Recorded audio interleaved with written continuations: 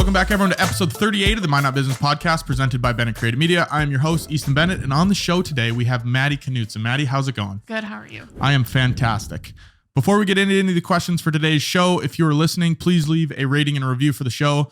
It helps get the word out there for new listeners, as well as bringing leads for new guests on the show. So let's get right into the questions, Maddie. Let's just start with an overview. You know, for someone that's never met you, doesn't know what you do, what do you do? I own Weekender. It's a women's and lifestyle boutique in downtown Minot. And then I also have a full-time job where I'm the multimedia coordinator for the Minot Park District. Okay, cool. So then talking about the Weekender, yes. Is it just you, the sole owner? Do you have partners? Yeah. What does that look like? Actually, so I have my mother-in-law as my partner, and then my mom runs the show. So it's a very family-oriented business. It's me, my mom, and my mother-in-law. So how's that? People always say, you know, business with family can get a little bit hairy. Is that true, or how have you had your experience there? No, it's really been a great experience for us. We each have like what we're good at. Okay. And that's kind of where the roles are. So we work well together because we all have different like strengths. Okay. And so then what are the tasks that are delegated between you guys? Like, do you focus on one thing and then they focus on the other? Yeah, so I'm mostly like behind the scenes stuff. Okay. So the marketing, the buying, the branding, all of that stuff is me. And then my mom, Rhea, she is the manager. So she's the one in the store day in and day out doing that kind of stuff. And then Shannon, my mother-in-law, she takes on more of the business and accounting side of things to make sure that's all good to go. Okay, cool. And that's the one thing I hate about business. I don't really like the accounting side of things. I'm like, that is not me. Yeah. No, when we decided to open this, I'm like, we will be in trouble if I am in charge of the account. If I'm in charge of the books, we are going under. So I want to talk about, we'll get into a lot of the stuff you mentioned. I want to talk about the origin story of the business. Where did the idea come from? Where did it formulate? Yeah, so I have been blessed to work with a lot of small businesses and female business owners growing up and going in college. I worked for quite a few small businesses, and I just learned a lot from every person I worked for. Okay. And so after getting my degree, I knew that I was good at the behind the scenes stuff. Like I have a degree in communication and PR and advertising, and then a minor in graphic design. Okay. So I love that part of thing, the branding, the behind the scenes, all of that type of thing. And I've always had this dream to open my own shop. I have two sisters. We all love clothes. My mom, we love clothes. We love boutiques and just finding new brands and that type of thing. And so it's always been a dream of mine. And when we saw the space, it was like just an empty space. I was at Prairie Sky getting coffee. My mom was actually visiting. She lived in Fargo at the time. And I'm like, how cool would this be for a boutique? Yeah. She's like, it'd be great. Might not need something like that. I'm like, I know we do. Yeah. And then it was like literally, I think that was in February. And then we opened the store in June of that year. Oh, okay. So I want to go back a little bit then. Yeah. You are not from Minot. Nope. So you came to Minot. Yes. So when did you come to Minot compared to when you opened the store? Had you been here for so I moved here in 2016. My husband's from here. And we got married, moved here. We were still in college, so we finished school. And then at that point, when we opened Weekender, it was kind of like at a crossroads. Like, are we going to stay here or are we going to go move somewhere else? And it just all worked out. Like, let's invest in Minot. Let's like put down some roots here because there's so much potential and we love the community. And it just felt like Minot needed a little something. And I thought, no, we could bring this here and, really be a part of the community more. So how is it being a part of the Minot community then? You must have found something if you wanted to start a business here. Yeah, I love it. I think there was definitely a need for like what Weekender offers. I just know from living in different places, like I lived in Fargo for a while, back home in Minnesota, there wasn't anything like what I had envisioned here yet. Okay. And I think, even if I'm just like the start of it, then that like can open the opportunity for more businesses and that type of thing. Yeah. Just bringing more people to Minot. So when you were envisioning then, that's the word you used. Yeah. what were you envisioning? What did you want to bring? What was that experience, that little something that was missing? Just like clothing and like gift items, homeware items for that 25 to 45-year-old person, young professional, just fun stuff that you might not find anywhere else unless you have to go to like Minneapolis, that type of thing, where we can stay in Minot and, go shopping and have fun and have a girls' day and a really inviting experience too. I wanted the space to be like not super, super feminine. Okay. Or like a guy can come in there with his girlfriend or wife or anything and be like, look at the housewares and like the food items and like that kind of thing and just kind of chill. Because I was in there over the lighting of the Christmas tree that day where, everyone goes to all the downtown businesses. And that was my first time in there. And me and my dad went in there and sat on the couch. Yeah. And I think I was taking pictures with me and my dad. Yeah. And it really did feel like that. Like anybody could be in there. Yeah. I didn't want it to be an intimidating place. I didn't want it to be about sales or anything like that. I wanted it to be just kind of an escape from, shopping is kind of a therapy. So to come and hang out and try on some clothes and grab some coffee next door and just be able to relax. Yeah. And we're going to talk about branding a little bit down the road because you guys do have a very not specific brand, but you can tell like when I see something from the Weekender, I'm like, oh, that looks like it's from the Weekender. So you're doing a fantastic job at that. I want to go a little bit into the building now. Yeah. So you mentioned you saw the building and the location. Did you ever look at other locations or did you know that was the place? No, that was the place. I was at Prairie Sky with my mom. And I knew Jessica and Ryan Ackerman just from other things, like the Park District and that type of stuff. And they usually had like black stickers over the window so you couldn't see in. Okay. For some reason, Jessica said they had taken them down, and I just looked in, and I was like, "That's open, and that's amazing, and that's like exactly what I would want." It was a perfect spot. That was it. So was it always downtown in your mind then? Like, what's it like being a part of all the downtown businesses? It was always downtown. I think that's where I like to go when I go to a new place is their downtown and see, because that's where a lot of like the local places are and like where the like heart is. And so I always wanted to be downtown for sure. And if you're going shopping, I feel like the downtown experience is always like, oh, we can go here. And then it's a stone's throw and we can go to this next place where there is a cool feeling about downtown. So going into your personal story a little bit, you said you went to school for business. Was it always in your mind that you wanted to start a business one day? No, I am very much of an introvert. Like, very much. So like being on the sales floor, being at like retail, like that face of it, not my thing. Not for you. So I knew like if I was to open a business, I would need someone to fill that. Like I can do it. Okay. I don't like to. Yeah. I like the behind the scenes stuff. I like the creative process. I like branding and picking out the clothes and buying and stuff. So I knew that was like not my strongest point, but my mom, she has worked in jewelry. So she was a jeweler for 20 years. Okay. So that was what she did. She was in retail. She designed wedding rings and engagement rings and like is very much an extrovert, like opposite of me. Yeah. And so she was living in Fargo at the time. And I was like, would you come here and run this store with me? And you said, yeah. Yeah. And then that's how it began. And that's good because a lot of times in business, people will say, partner with someone that complements your strengths. So, if you're really in the creative side, you hiring or partnering someone that's also in the creative side probably wouldn't have meshed very well. All right, let's see what questions I got here. See this battery. Been leaving this battery on the table. It's just a little Easter egg for the people watching. All right. So what does business ownership look like for you? Is it what you thought it would be?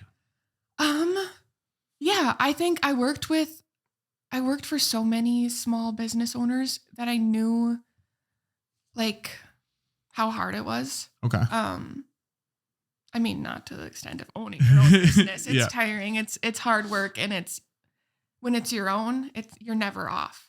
As you probably know, you have like ideas flowing constantly, like constant. You can't ever shut it off. You're working 24/7. Wake up in the middle of the night. And it's like, I got to write this down somewhere. I need a piece of paper. Yep. That is exactly it. Yeah. And so I realized that like now, like you go a little crazy. Yeah. It's a little crazy. I think you have to be a little crazy to be a business owner to have your own business. So I love it though. Yeah. So Keeps what me are on my toes? Yeah. So what are you have to obviously manage the full-time did you say social media or creator position? Yeah, multimedia coordinator. Multimedia coordinator. Yep. So how do you manage doing that and having the business on the side? What does that look like if you could offer some advice to maybe people that are wanting to start a side hustle? Just make sure you're ready to work. Yep. It's fun. I love it. I love my job, my full-time job. It brings me so much joy. I get to be a part of the creative process on that end too. Mm-hmm. And so getting to do both the things that I love with owning a boutique and working for the park district, it's really fulfilling. I do get tired. Yeah. As anyone would, working 2 full-time jobs. I would just say have a great team. Like mm-hmm. you have to have good people around you on both sides to know like what you're doing. You're running a business and working full time, and working with my mom too. Like she can, obviously she was my mom, so she can pick up where I maybe drop the ball sometimes and that kind of thing. So what would you say to this? I don't know if there's a stigma, but people thinking if they want to start a business, well, I don't have time. I work this full-time job, or they think they have to quit their full-time job to go into this business venture. I think if you really want it, you find the time to do it. And so a lot of time, I work Monday through Friday, 8 to 4:30 every day. Mm-hmm. And then my weekends and nights are weekender. Yeah. Thankfully, a lot of my stuff, like what I do for weekender, is on my laptop. I can be mm-hmm. sitting on the couch in my pajamas working on stuff. I don't need to be ready to go. But it's basically my hobby mm-hmm. now that I turned into a business. And that's why people say go into something you're passionate about, right? Mm-hmm. So going into passion a little bit then, how did you learn what you needed to go into the fashion and retail industry? Was that something you had to learn, or did you kind of know a lot about fashion? Were you always into putting outfits together, that kind of stuff? I was. For the most part, like in my adult life, I've really loved clothing. I love the creativity it is, like putting an outfit together. And I also really love making people like feel good in their clothes, like confident in how an outfit can change someone's total demeanor. Okay. And so that really was a fun part of it. I've also worked for in Fargo, I worked for a family friend who started a bridal store. Mm-hmm. And got to see kind of all the behind the scenes of starting and opening that, and just like what went into opening a business and the buying. It's different for bridal, obviously, but the buying and all the stuff that went into that. And then when I came here, I worked for Pam Karpenko, who owned. Okay, Pam's awesome. Yeah, Mainstream at the time. Yeah. So I worked part-time for her a little bit, learned a lot from her on the business side of thing. Mm-hmm. And then, I also worked for Carissa, Ashley, who owned Lululemon when I first moved here. And so I got to work with all these amazing female business owners who shared their thoughts with me, and I got to see the behind the scenes stuff. Yep. And even going into opening weekender, I ask them questions all the time, mm-hmm. whether it be Nicole and Fargo or Pam and Carissa here. Like I have this kind of arsenal of people who want to see weekender succeed. And so that's been great. Like if I have a question, I can just text someone. Yeah. So what would you say about, obviously those might be what you call your mentors. Yeah. What do you think the importance of having those sorts of people are? Whether it be. Yeah, I think it's so important just to have someone to have your back when you have a question and Google isn't helping you right now, or to give you like a pep talk, like, business, it ebbs and flows. Sometimes you need someone to be like, hey, you're doing great. Yeah. Even if it's not the greatest day, like just to give you that pep talk. Mm-hmm. So is that how you kind of deal with the mental swings of entrepreneurship then? Yeah, absolutely. That, and I work with my mom. So it's like, Mom, I'm crying. Come help me. Yeah. Do you ever have to draw a line between, okay, this is business partner mom versus this is mom? Yes, sometimes.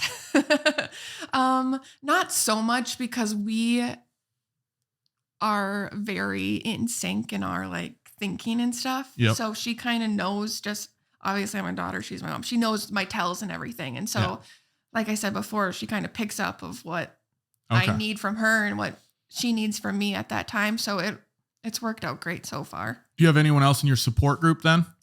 Yeah, I mean, my mom and my mother-in-law are great. We have some great part-time people who, I mean, it's all like a family. When you come into a family business, you get real close real fast. So I have so many people, even like just customers who are so supportive and so nice and say such nice things about the store. It's just like the overwhelming support and kindness we've gotten has been really great. It's awesome building a community where the community gives back, whether it's a referral or a review or whatever it is. That really goes a long way for small businesses. It does. It's huge. So let's talk about your product a little bit. Okay. You obviously handle a lot of the buying, I would assume. Where do you find it? How do you know what to choose? What does that process look like? So we go to market a couple times a year, whether it be like sometimes there's one in Vegas. We just went to Dallas for a market. We've been to New York. Otherwise, I do most of my buying just online through email, line sheets. Okay. That has been helpful too, because obviously you can't travel all the time everywhere. So I do a lot of my buying that way. And then also just seeing what's trending in like media and everything like that, kind of going with what the styles are, what our line sheets are showing and that type of thing, and what people in Minot will like. Yeah. So you were just in Dallas, right? Yep. Okay. So would that be like going to market where you go and what does that look like when you do go to this market? It's basically it's crazy. So there's just showrooms everywhere, and you usually make appointments with, like, if you have a brand that you say it's like Free People. Yep. So I would make an appointment with them so that I can make sure I see their line for that season. But then also there's like immediates, which are things that ship right away. Okay. Because when we go to market, it's for a season in advance most of the time. So like we just went and picked out like fall. Okay. So you go in the spring or summer to get your fall attire. Yep. And so then there's immediates, which are shipped right away usually. And those you can just walk into. But it's super crazy because it's basically like a giant shopping mall with little like cubicles all over it. And so many different, like you have to have kind of like. Is it overwhelming? It is. It is overwhelming because there are like the one in Dallas was 15 levels and like just a cubicle. Yeah. Oh. So many different brands. So you have to be really kind of like go in with like a game plan, like look at the sheet, like, okay, research the brands you want to see and make sure there's something that align with your like brand and that type of thing. And then go from there and make sure you don't buy one of everything because obviously we have 1,200 square feet. That's not a huge shop to fill. So then do you kind of go in with a color, like a theme you're going for? Or is it a style, like more professional dress? Or because I assume it's all over the map. Yeah, it is. I usually go in with like, so we usually start with our core brands that we purchase for in a season in advance, like Steve Madden, Free People, Dolce Vita, Pistola Denim, all those are core brands that we buy. And then we start with that. And then we go to the immediates or like the fast fashion, which is going to be a little bit less in price point. Not quite the quality of the other brands, but still fun pieces that are maybe a little bit more trendy, not your core basics. Okay. So you're picking like, hey, here's our staple pieces. Yep. So people in Minot know, okay, these are the 4 or 5 brands that I know I can find if I go there. Okay. That's cool. And that's kind of cool that, especially in a city like Minot, you can go to Minneapolis and you can go to these stores like Free People. You can walk into a Free People store. Whereas in Minot, I don't know if we'll ever have a Free People store, but it's cool having the different brands in a store. It's almost like you're curating that. Yeah, that's what I wanted. I wanted a place where I would want to shop. Yeah. At my age, at being, I was 27 or 28 when I opened it. And I didn't feel like there was quite my age range to shop. Like it was either a little bit older or a little bit younger. And I'm like, I want to shop here. I want to spend my money here. And I was like, well, I'm complaining about it. I better do something about it. You're like, fine, I'll just start a business. I'll do it for everybody. Yeah. It's fine. I'll pat myself on the back. Give me one of these.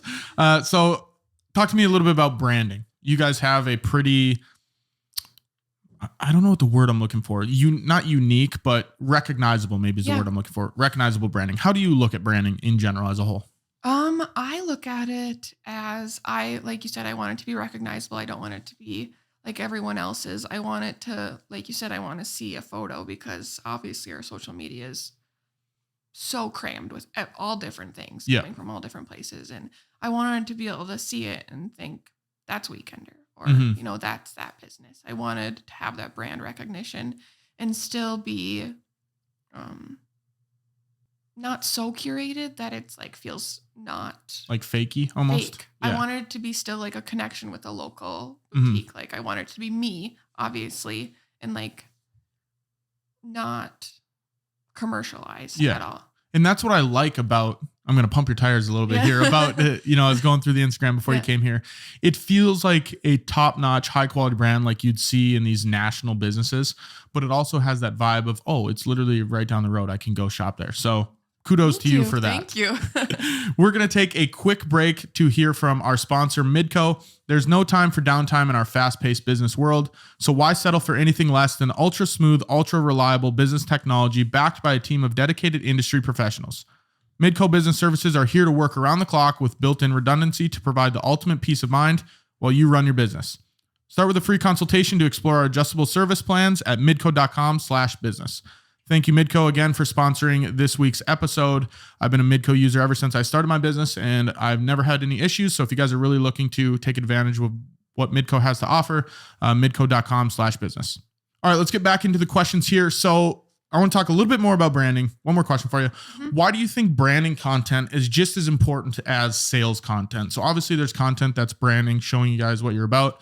And then there's stuff where there is a call to action. You're looking for a sale. You're looking for people to come in or buy this, that, the other thing.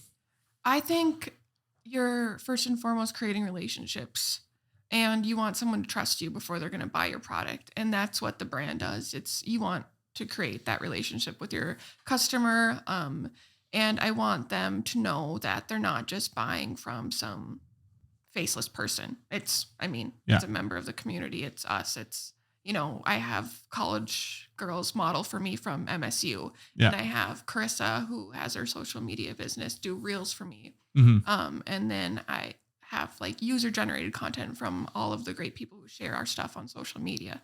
So it's really just a collective of that, and I want it to be like a two-way street. I didn't want it just to be like, we're just here to sell stuff. Yeah. And that's what's nice about, I have this talk because I talk with clients about this all the time on branding versus sales. If you repeatedly come across as buy my thing, come in, do this, that, the other thing, and you don't ever provide any value through, hey, here's a cool thing we're doing just to show you, then it gets almost too salesy. Yeah. So that's a good thing to look out for if you are starting a business, is to make sure that you have a balance of both. So you talked about a couple partners you had there. Do you partner with more local content creators, models, photographers? What does that process look like? Yeah. So we just, I'm the type of person who is going to try to do it all. Yeah. Which I learned as a business owner, sometimes you have to delegate to make sure you don't pull your hair out. So we just started doing some styled shoots with Presley Photography. Which have been great, so fun to do. And she's so talented. So it just adds another layer to our, community again. And maybe she's going to share it, and someone who doesn't even know about us yet will see it. Yeah. And so that's been super fun. We've had there's a few college girls who have shopped at the store since we opened, and they're so sweet and nice and love the store, and they're sisters. And I'm like, will you come and model for me? And they're so great. And it's so fun to work with them. And then like Carissa, I have her come in and do reels because I don't like being on camera. Yep. So she's helpful in that area too. And just,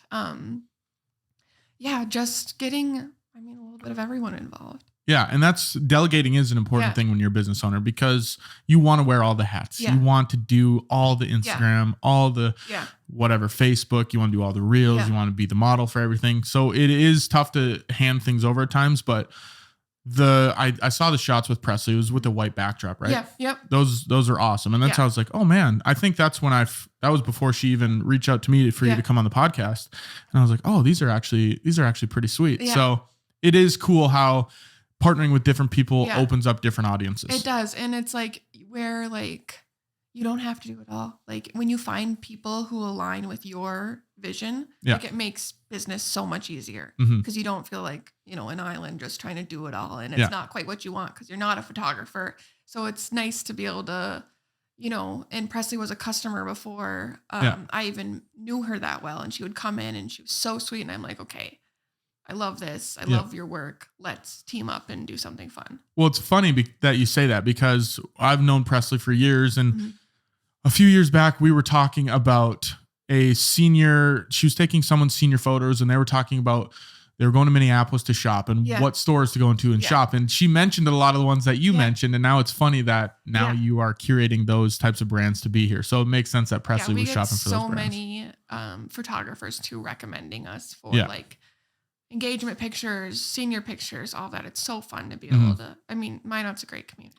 And that's where the network comes into play a lot. You think, maybe this is just me, but when I started business, I thought I could conquer the whole world by myself. Yeah. And then you start to meet people that explore and open different avenues where it's like, oh, this is how you do it. Yeah. Makes it a lot more fun when you're not trying to do it by yourself. Exactly. So talking a little bit more about the marketing then, are there any marketing avenues that you have explored that have worked well, that maybe some that didn't work well? I know some people previously have talked about, oh, we tried a billboard, this, that, the other thing. Yeah, I haven't really done, again, being working 2 jobs. I sometimes don't have time to put as much time and energy into Weekender as I would like. So what I've done is kind of stick with what I know, and that's social media marketing, and where I've done heavily on Instagram and Facebook. That's basically just what I've done.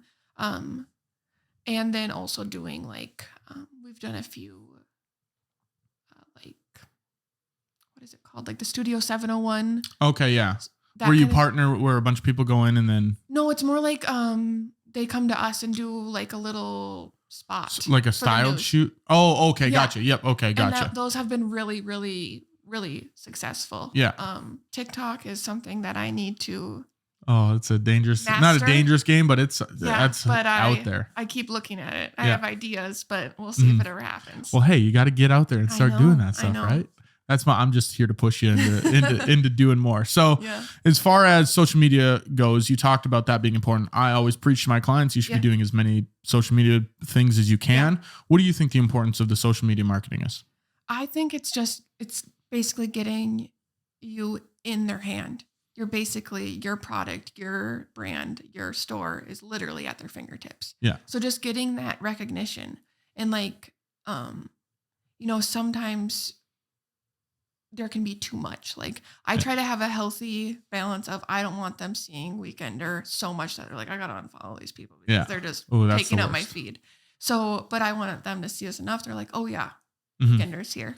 So it's just like, it changes every day too. So it's like, it's such a hard thing to master social media because it's ever changing. Even with like, side note, like the Park District, like that's a completely different type of social media than Weekender. And it's so hard because you don't want to fill their feed with just like what's going on in the Park District, all this information. Because I could be sharing information every 24/7. Yeah. And so it's just finding that happy medium of what your consumer wants from you and what works the best for you. Like, is it reels? Is it pictures? What kind of pictures? Stories? All that stuff. The one thing I had to tell myself was to put myself in the shoes of the person that would actually be looking at the content. Because before I was posting a bunch of stuff and I'm like, do people even care about this? And then I thought, okay, if I'm the general public looking at this post, what would I want to see? Yeah. And so if you can reverse engineer that, that's a little bit, or one piece of advice that can help a little bit. So for people, maybe they want to start a business or they're looking to attract customers. Where do you see a majority of your traffic come from? What kind of advice can you give them there? A lot of my traffic comes from Instagram, and word of mouth. Word of mouth is always they always say it's the number one form of marketing. Yeah, it is. That's probably where we get the most recommendations. Or I had a friend who stopped in here and we didn't even know about it. We'll be open 2 years in June. Okay. And still people in Minot are finding us for the first time. And just from referrals and people saying, people don't come downtown a lot if they don't have a need to. Yeah. So just from, again, word of mouth is the greatest thing. And just having people to team up with and people who are your cheerleaders and who will help you and let people know that you're here. And that stems back to offering a good product or service. Yeah. Because if you didn't have great clothing or you didn't have a good experience when people went in there, people are probably not going to tell their friends, go shop at this location. Yeah, that's what I wanted. I wanted it to be well thought out. Like have a plan, make sure you have a product that you will stand behind and that you want, not just that's something you think will sell, because that usually doesn't work. When you think it's going to sell and it's not something you like, it's not going to work. Don't be a snake oil salesman, right? Yeah. So what were your goals when you started the Weekender? Did you have like long-term goals that you're like, I'm going to start this business and I want to get here? No, I didn't. I just kind of was along for the ride. Yeah. I wanted it to be successful. Obviously, who doesn't want their business to be successful? I really am blown away by the feedback we've gotten and how successful we've been. Yeah. I think I was just at a point in my life where I'm like, I can do this now, or I probably won't ever. All right, yeah, I'll never do it. I'll never do it. So let's just rip off the Band-Aid and put in the work and let's do it. And so I'm just happy with what we've got. Were you nervous like starting it? Did you ever think, oof? Probably the week before we opened, I was nervous. Okay. Then the nerves hit. Like, then, you have such like a vision and you're on this, like, okay, we got to do this, this, and this. And then it's like, what if no one comes? Yeah. What if no one comes and I'm sitting here with all these clothes and no one comes? Yeah. There's always that thought in the back of your head, right? Yeah. So that made me nervous. But other than that, I wasn't super scared. I was just like there's that, speaking of TikTok, there's that TikTok of Elise Myers. Do you watch her at all? I don't know if I've heard that. She's super funny. And it's like, I'm the type of person who thinks I can do, it's not a good thing, but anything remotely well. Like I can kind of do it. And I'm that kind of person. You're that kind of person? Okay. I can figure this out. I can do this, which it gets me in trouble because I can't do everything. So you're thinking I could, if I've never skied before, but I'll go on the ski trip and I'll figure it out. Yeah. I'll figure it out. I'll probably break both my legs and not figure it out. But until I get there, get home, you're I like, can do this. Yeah, I didn't figure it out. Yeah. I got a full body cast. Yep. So talking a little bit more about goals then. So what would be a short-term goal? Do you have a 6-month, a 12-month goal? Anything you're looking to achieve in the next 6 or 12 months? Yeah, I really want to expand our online presence. We just started our online store. And we just have a small collection on there because it's, we're just starting out, seeing how it works. And so I really want to expand that. I want to, work on more avenues of advertising, getting more social media ads out there and just expanding that presence to beyond Minot, even beyond, just like more like towns beyond Minot, just getting the word out a little bit more, and that we do ship stuff. So if you can't, we have so many small communities around us who come to visit and stuff. And sometimes, they don't get here except for once every 2 weeks. And it's something that they really liked on social media. So just getting that word out that, hey, we can ship it to you. And we have a website and doing that. And so that's my goal in the next 6 months, is to really put together a website that does the store justice. To create that kind of same environment. It's harder, but to create that same vibe on a website. So then are you... God, what was I going to ask? I had a question right there. Oh yeah, that's what I was going to ask. So do you ship things just directly from the store then? Or can you like outsource it from, other places? No, we ship it just from the store. It's the same stock as our store. So if it's in the store, we can ship it out. Okay, cool. Well, no, that sounds like a fantastic idea. Especially that's what I was going to ask you, if you guys do sell online or if it's strictly in store. So you guys are starting that off. Yep. So how do you, think, or not how do you, but why do you think setting goals in business is important? I would say just to have something to work towards, to have that vision, like have a clear vision of what you want. Yeah. Because if you don't have a goal, you're just gonna, like, what's the point? I'm someone who needs something to look forward to all the time, to be working towards. Yeah. And so if I don't have that, I feel like I'm going in like 40 different directions and doing none of them well. Yeah. So to work towards something that is important to you, I think is always important in a business, because if not, the end product isn't going to be what you want. Yeah. Because I almost feel like you need a map. Yeah. Because if you don't have a map of where you're trying to get to, it's just like, I'm just doing daily tasks. Yeah. Who knows what it's really doing? Yeah. What would be a successful 2023? If you were at the very, December 31st and you had to look back on the year, what would make 2023 a successful year? I would say have online be successful. More people know about the online website.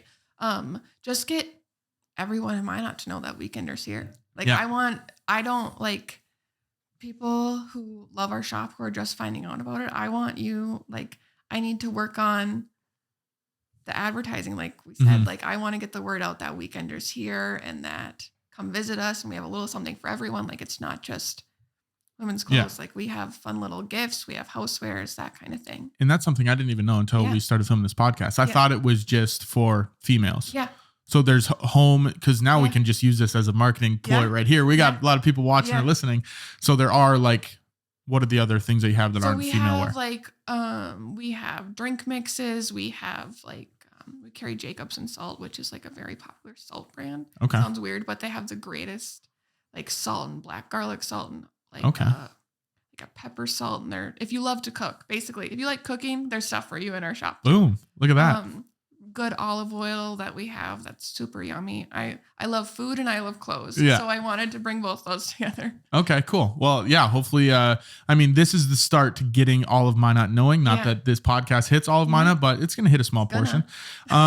What is something that you wish you knew before you started? I wish I knew how like emotionally invested you get in your business. Like I thought maybe I could separate it a little bit, but I am like, it's a part of me. Like it's a baby. Yeah. It's my little baby. So like, I didn't know how like emotionally invested you get. Like it is your pride and joy. Like you pour yourself into it. You thought it would just be like another entity. Like, that's my thing. Yeah, that's my thing, but I can shut it off. But you can't. No, you really cannot. If you can, I'd like to know how. Yeah. I don't think you can. You're like, next person that comes on the podcast, please tell me how you shut it off. All right. Only a couple more questions for you here. Mount Rushmore of business advice. Do you have top 4 pieces? They don't have to be anything intricate or long. If they are, awesome. But what would be your 4 pieces? Have a good team, good mentors, good cheerleaders. Do something you're passionate about. People usually get 2 right off the bat, and then they're like, "Oh, I got to find 2 more." Yeah. Don't be afraid to fail. That's something I'm not super great at. I don't like failing at things, and so sometimes I won't even try. But you're gonna fail in business.